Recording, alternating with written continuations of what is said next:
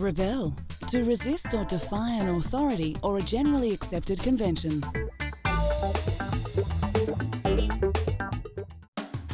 Dennis Hopper's career has gone through several stages, none more famous than when he revolted against the establishment in the late 60s.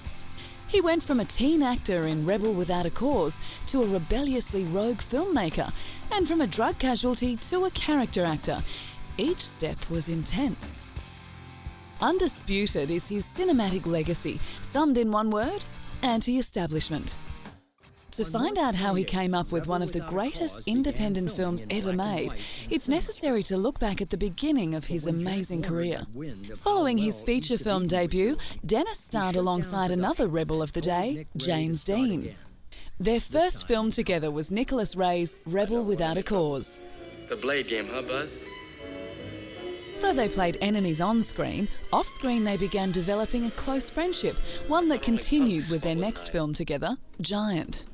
In the film, the 20-year-old Dennis played the son of Elizabeth Taylor, even though the actress was only 4 years older than him.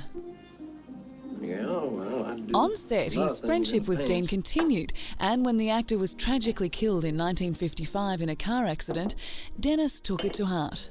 His clean-cut image began to deteriorate, and many suggested that Dennis was trying to follow in his friend's footsteps. That's good enough for me. Put my own friends around her. Dennis appeared to take on the late icon's rebellious persona, adopting his defiant attitude. He began seeking roles that differed from those already filling his resume, with his unwanted improvisational techniques on the set of From Hell to Texas, putting an end to his once promising career. Dennis found himself blacklisted and in Hollywood exile. Unlike his co-star Dean, Dennis's temperament made him a risk that no studio was willing to take, and for 10 years he was lucky to get work in B-movies.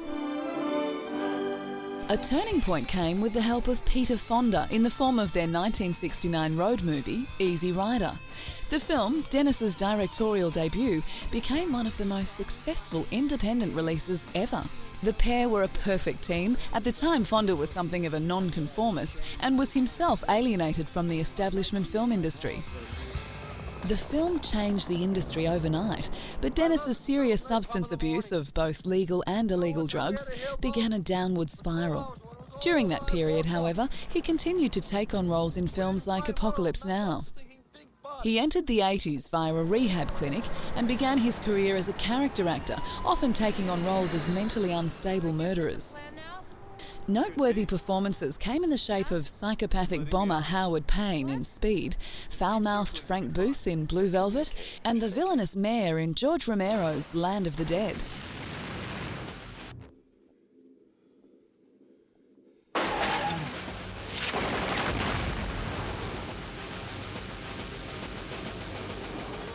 Romero's own anti-establishment overtures were reminiscent of Dennis's Easy Rider.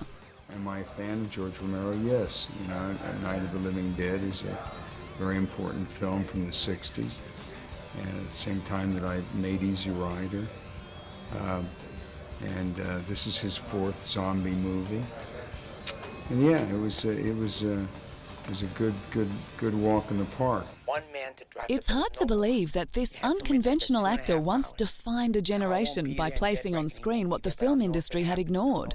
Easy Rider forced studios to finally recognise the youth market. The industry has changed since his Rebel Without a Cause days, and Dennis can proudly say that he had something to do with it. Can I take this for a ride? I don't think it's a good idea. I'm Dennis Hopper. I can handle this. Dennis, don't do it! Hey, I was an Easy Rider. No, you don't understand. I can handle this. It's been over 30 years since Rebel Dennis Hopper's directorial debut. It's safe to say that all these years later, he's still enjoying the ride Easy Rider gave him. Oh, wow.